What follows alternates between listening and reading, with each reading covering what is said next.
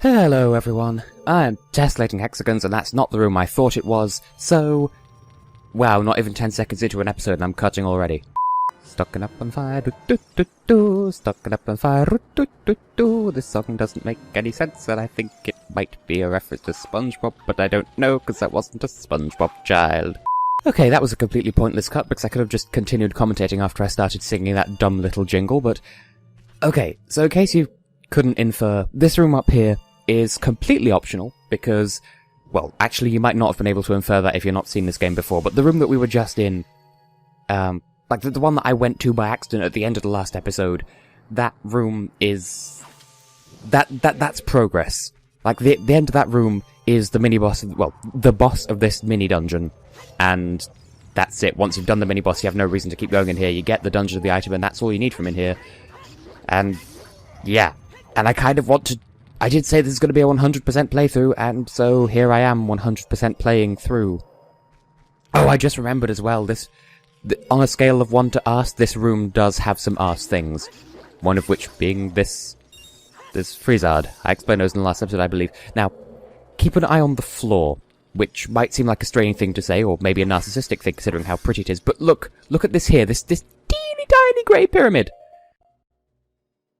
I don't know how they expected people to solve this, and no, I didn't look this up. I remember Messay and Ella freaking out about it, that's the only reason why I remember. And yeah, hammers can't get through it, you can't break the ice. I think a bomb is the only thing with enough blast radius to actually hit it. Yep, there we go. How you're supposed to notice that and work that out, I do not know. Because Master Quest, that's not hard in the traditional sense, that's just silly. I'd say stupid, but no, it's just silly, but then again, it is for a completely optional heart piece, so I suppose I can't criticize them too harshly. Yeah, I'm a whole 3 heart pieces higher than I was in that failed recording, which I'm still going on about, apparently, and oh, I thought you could... Oh. Well, that's what happens when you get got by a freeze out. I thought you could shoot those with arrows, maybe that's just Majora's Mask, maybe that's not at all. Come on, hit it. Link! Link, will you just hit the thing? Stop getting caught in a loop of shit. A loop of shit. A literal loopy poo. I'd say Europe Scalaway will be spinning in her grave, but she's not dead, or at least I hope she isn't by the time this video goes up. Oh, for fuck's sake, am I just gonna have to do this every... I'm fairly sure Frizzards regenerate health as well. Oh, I just remembered the game probably wants me to use Din's Fire. Well, no, I've already mostly killed it by this point. There we go. That was completely needlessly complicated because I could have just used Din's Fire to kill it, but... Well, we're here now. And... Oh... I was going to say, how are you supposed to pour blue fire on that, but... how many times have I played this song now? Oh wait, I don't have to wonder because I'm keeping a counter in post, aren't I? Oh, post me, I put you through so much shit. Song of Time. Clearly. I believe I said this on recording. In fact, this might have been during the Fire Temple. Clearly the Song of Time was one of the developers' birthdays. Because a song can be someone's birthday, right? Right? Anyway, in case you couldn't guess, by the fact that I said that the dungeon item is the main objective here, and we've already got the map, yeah, the only thing it could be is the comp ass. And I have to stress the word ass, because, well, then you can edit it together with some time that I said piece of hut, so that it sounds like I'm saying piece of ass. You got a piece of ass. I'm fairly sure that I saw, like, a YouTube poop of someone doing that with Nintendo Capri Sun, but for the life of me I cannot find that video. Because, of course, referring to it as a comp ass is his kind of... that's one of his things. And, yep, yet another Song of Time. For no reason at all, I'm just gonna cut that tiny little bit out, because as I keep going on about... Camera, thank you. As I keep going on about, I can't hear the TV, because it's not a TV, it's a computer monitor, it has no sound output. But I'm sure, in editing, and you lovely people watching it, are probably sick to shit of hearing the Song of Time, even though it's a really pretty song, and when I first, obtained it in-game for the very first time as a child, I took careful note of it. I remember writing it on one of my school books. I think I will have been in year 5 or year 6 at the time. I know, it did take me a while to get through this game, because as I said, I did nope out Jabu Jabu's belly and didn't come back to the game for several years at that point. So, I don't really want to go into the specifics of the concept of the wet playtime, because that sounds very much like someone doing something kinky involving piss. But in the UK, in primary school, if it rains, like typically, the children of a primary school are allowed out of the classroom twice a day, once just for a generic what they call playtime. Oh, hello, Wolfos. I wondered what that weird geometric flat shape was. Oh, look, another room they've made easier in Master Quest, because in the original it's literally a block-pushing puzzle to try and get to here, but you can just jump up. Admittedly, they've put a gold Skulltula here, so we still have to do some sort of puzzle, but still. Okay, so as I was explaining, there are 2 playtimes a day, and if it's any more than that, then you're a spoilt child and you do not deserve what you have. But there's like one 15 or so minute one in the morning, and then one slightly longer one to support lunch, like some sort of lunch break, where the children go out to play on the school playground and all that good stuff. And if it had been raining, then they'd say, nope, it's a wet playtime, it's too wet, you can't go out, and so you'd stay in the classroom and play with shit instead. And we'd have these exercise books specifically for those occasions, where we could just... I lived for the wet playtimes, because I would rather stay, just hang around and do random shit in an exercise book, rather than go out and, heaven forbid, do physical activities. And I remember writing, because that was the only exercise book we were allowed to draw on the cover of. And so I wrote the Song of Time on the front of that book, because I really liked it. It was really pretty. This game has beaten that love of this song out of me. Well, that's not entirely true.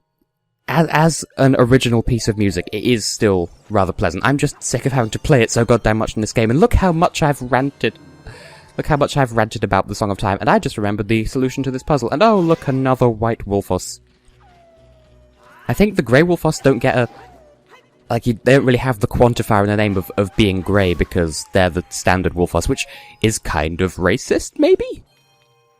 Oh, are you joking? Art thou having a giggle? Well, that's rather convenient, because... Also, you could just see in the background there, the solution to this puzzle with the gold Skulltula. Yeah, they did this again, where they hide a crystal switch in among regular crystals. But I was worrying, once you finish this dungeon, you're more or less thrust, he says, swinging the sword. You're more or less thrust straight into the next dungeon, right off the back of it. And 10 minutes into a 20-minute episode, and not... Bearing in mind I'm going to have a guest, I'd rather start the next dungeon at the start of the episode rather than 10 minutes into one. And so I thought, well, how am I going to pad out the rest of this episode? And I suppose, in a sense, it was kind of unwise of me to have 10 minutes of filler in the last episode, and then 10 minutes of dungeon, and then this time, 10 minutes of dungeon, then 10 minutes of filler. Why not just have one single filler episode, then one whole... Can I help you? One whole dungeon episode, but I suppose it makes sense this way around, because not only do we get the dungeon item in here, but we also get another warp song, and the place that takes us to is somewhere that I've been meaning to go for a while, but I haven't because there's a thing that needs showing off, and we have... Oh, we have plenty of fire, so that's convenient. I should get another fairy in a bottle to make up for the one that I had to waste earlier, but also that pot doesn't want to die, that fairy doesn't want to be collected. Okay, what do you got? Oh, it's a Stalfos. What an original idea. And you hit through my shield, you arse. You just keep jump attacking onto my sword, why don't you? Oh, I just realised. Well, I don't need to worry now, because that was really easy, but... I'm fighting a Stalfos with no fairies and just letting him jump attack me repeatedly. That's a good idea. Okay, now, what could possibly be the dungeon item of here? Could it be something really cool, I don't know, like an ice rod, no pun intended, or like a magic dildo? No, it's the iron boots. There is no punchline. These boots are the punchline, actually. This is a very pretty room, though. But there are pieces of... You might have noticed on the equipment screen, boots are their own line of equipment. Yeah. In order to equip or dequip these boots, you have to go into the pause screen. And as a result, that's why a lot of people hate the Water Temple in this game. Because, spoilers, the next dungeon is the Water Temple that I alluded to back in the Dodongo's Cavern days. Yeah, there we go. Sheik just spoiled it for us anyway. So, all the Zoras are frozen, but Sheik was able to rescue Princess Ruto at the very least, and she went to the Water Temple. I wonder if she could be the sage by any chance. And this is sort of bullshit, but I'll explain why it's bullshit later. So, now we're going to learn another warp song. I would say in the same episode, no, this is one episode later. we will now discover the Serenade of Water. Fucking tell us the name, so... There you go. It's a spoiler for like 10 seconds into the future. There we go, Serenade of Water. This is a really... It's the shortest one, and it's the prettiest one, I think. Take it away, Sheik.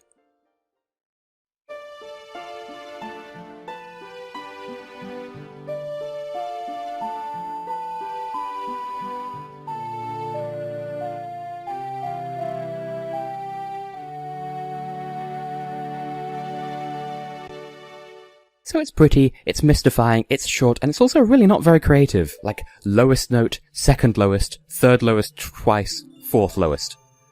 Wow. And I suppose I should have gone back to get that other fairy, because we only need one... Well, no, actually... No, forget I said that. We do need 2 blue fires, actually. Okay, so take note. When you leave this dungeon, make sure you have 2 blue fires, because you're going to need more than one. So, iron boots. You can't walk very fast with them on, which means you can't get blown around by air currents or whatever, and it does mean you can walk underwater. Thank you. I had to hesitate for a moment there just to show that off. If you stay underwater with the boots on, then you drown. And, well, the last area in the game had us do some sort of pre-dungeon thing, and then the reward for doing that, I admit I ran straight into that, the reward for doing some sort of pre-dungeon thing for the Fire Temple was some sort of tunic that allowed us to circumvent the problem of the local area that... There was a thing that caused us to have a timer that when the timer expires we die. In the last area that was heat, in this area that's drowning. We got a heat-resistant tunic, I wonder if we'll get a drown-resistant tunic. Now, by all rights, I should go and get that right now before even attempting to grab this. But I mean, we've got a minute and 2 seconds. You'll notice that's less time than we had in Death Mountain Crater just because my hearts aren't completely full, but they were back then. And the reason why I'm doing this is, there's a piece of heart right here, and it doesn't take a minute to drop down and grab this and then get back up to the surface, and even if it did, I think...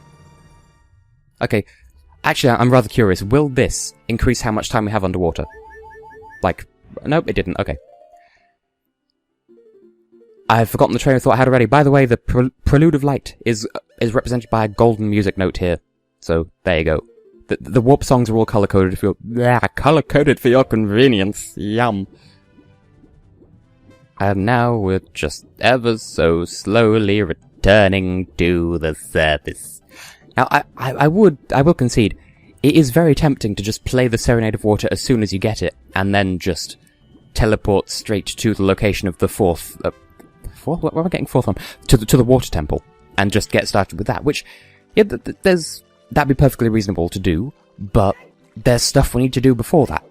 Namely, we need to unfreeze the Zora King, in case you forgot about that. That's you could go straight to the 4th dungeon and get started on it without the tunic that may or may not exist, but you need blue fire to unfreeze this arse.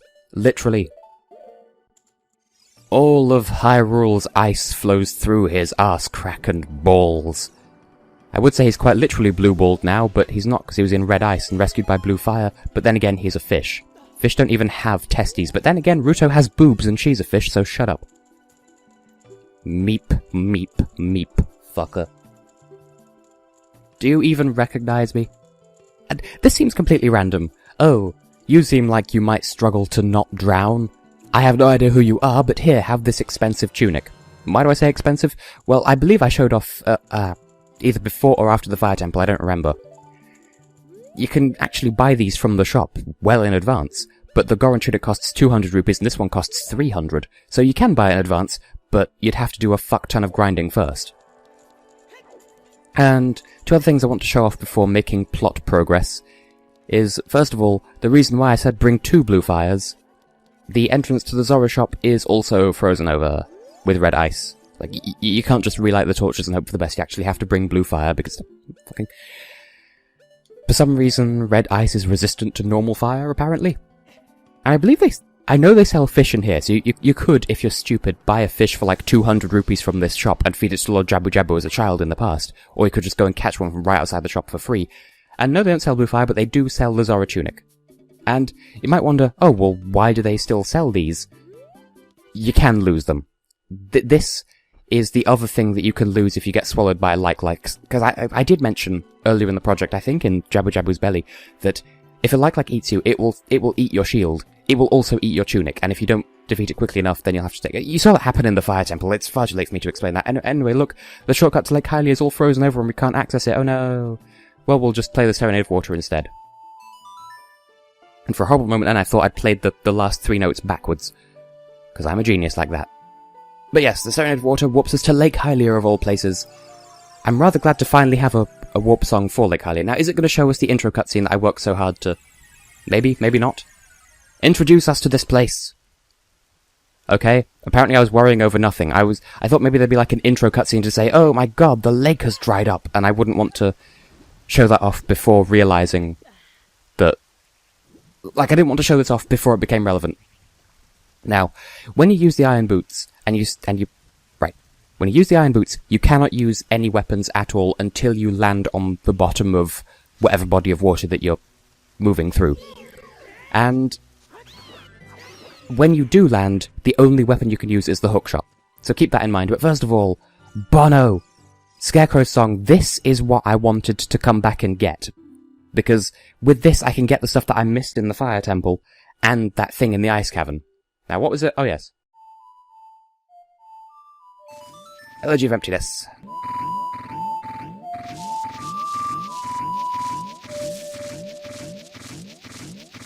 Delicious. And I'm sorry to skip through all that, but now that we have that, we can summon Pierre, which is Bonoru's friend, or who is, I should say. And we can hookshot... He's a hookshot target that will appear in some places where Navi turns green. And that will allow us to get around places much more easily, like up here, for instance.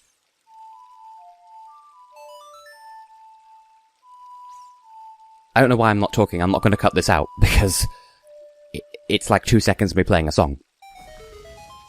Now, there are, I think, certainly in the vanilla game, wherever there's an instance of Pierre, there's a legitimate means of getting up to him as well. In this case, it's a beanstalk that I didn't plant because self-imposed challenge run, get all 10 beans before planting any. Also, there's a Skulltula back here. Is it here in the future? No, it is not. It's only here in the past. Well, that's a nuisance. Can we even reach him from down here? We should be able to. Otherwise, yeah, why would this be the introduction to the... Yeah, there we go. The Scarecrow song, if not for... reasons. Gwei, gi, gai, googie, googie, gay, gay, gingong. That, I feel like there's probably like a racial slur embedded in that string of sounds somewhere. I don't know where, and I apologise. I believe... Oh, it's a piece of heart. I thought there'd be like a Skulltula up here or something, but no, yet another heart piece. We are seriously chugging along with these, and actually... I was going to go straight back to the Ice Cavern, which, by the way, I suppose I'd be remiss not to make reference to this, but the Ice Cavern is the leftover remnants of the Ice Temple, because in this game there was originally going to be a Wind Temple and an Ice Temple on top of what's already there, which is why the Forest Temple emblem looks like it's like a fan or some sort of windy thing, and the the Water Medallion looks like an ice, like a snowflake or a bunch of ice crystals or whatever. Now, I would go straight back to the Ice Cavern, but there's one thing here that I want to show off as well. And I don't have very fond memories of this exact area of Hyrule Field as a child either. I used to think that you had to have Epona to get into Lake Hylia from this direction. But no, there's this wall where there's a ladder on either side of this wall, so you can just climb around these fences that are here for no reason. Now, there's a hidden grotto around here somewhere. I can feel it. The Stone of Agony is shaking my controller. Now, I explained on the failed recording from the other episode, but not in the actual episode, there are these hidden holes throughout the land of Hyrule. And some of them require the Song of Storms to open. Some of them require bombs, and some of them require the hammer. Some of them have no specific requirements, you just need to make some sort of impact near them. I think this one's a bomb-specific one. There is no indication of which one's which.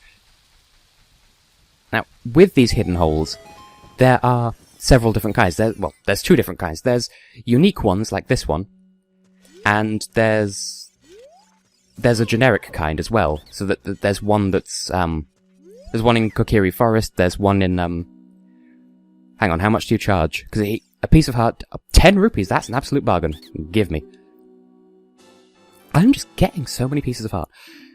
There are unique ones like this that tend to have really good rewards in them, like in this case a piece of heart. There's one in the Sacred Forest Meadow that gives you 50 rupees. There's one in Kakariko Verge that just straight up gives you a gold rupee, which is worth 200 or 300, I think. Then there's a generic kind, like I said, there's one in Kokiri Forest, there's one in, In fact, you know what, I might as well just show these off. Yeah, actually. Because the Sacred Forest Meadow is actually kind of on the way to where I'm going anyway. Sort of. Because there is no quick way to Zora's Domain now. Because Child Link, you can just play the Serenade of Water, swim to the shortcut, and then shortcut it up, swim into Zora's Domain. But that shortcut in Lake Hylia is now blocked off. We can no longer use that because it's frozen over. So this is the quickest way. Well, you can either use the Prelude of Light to get to... also, these guys are a total joke now that we have the bow and arrow. They take several hits and they have too many invincibility frames. But yeah. So, you can either warp to the Temple of Time and then walk to Zora's Domain, or... There are a couple of other places you could warp to, but this one brings you out right next... Link, don't, there's... The arse fuckers are still down there somewhere. I could rain death from above. I shall. Spite power! Apparently headshots aren't good enough for them. I do hate those guys. Okay. Hole types. There's unique kinds. There's this kind which is a fairy fountain, which I didn't account for when I was talking about them just now. If I had the Scarecrow's song sooner, I could have played it here and hookshotted up here and completely skipped this entire maze section. And... Okay. The generic kind of hole. One in Kokiri Village, one in Kakariko Village. They're scattered around the land of Hyrule. They all contain a gossip stone and a treasure chest. The gossip stones all say, "Oh, did you know that Ganondorf's horse is a solid black Gerudo stallion?" And the chests usually contain either bomb chews, I might be thinking of Majora's Mask in that case, or bombs, again, possibly just Majora's Mask, or 20 rupees. And then there's unique ones that have unique rewards. I don't know why I had to take so long to explain that, but... This one just has 50 rupees in it. I know because I showed this off in the failed recording from the episode before last. And I've wasted enough time, so I'm just going to pop back to the Ice Cavern and... basically, I'll just meet you at that bit that I needed the Scarecrow song for, so see you in a moment.